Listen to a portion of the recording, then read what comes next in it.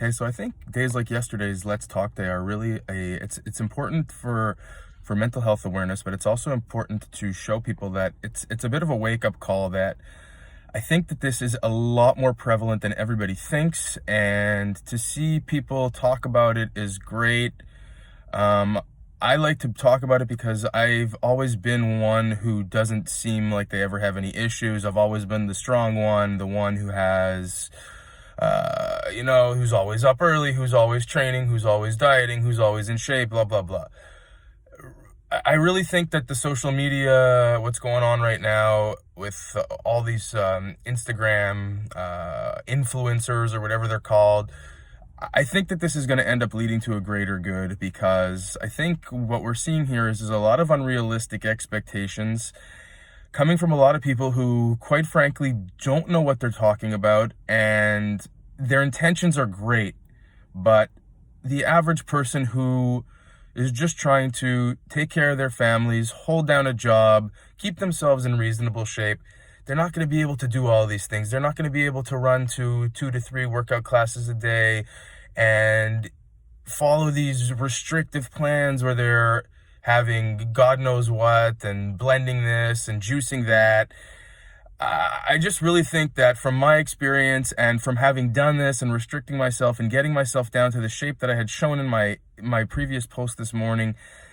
that we can find a median and we can mesh in being healthy mentally and being healthy physically. Not everybody needs to want to look like a cover model all the time. We don't have to go to the fanciest of fancy spin classes and Pilates classes and $300 a month gyms and buy the most expensive of produce and foods and do all this type of stuff. I really think that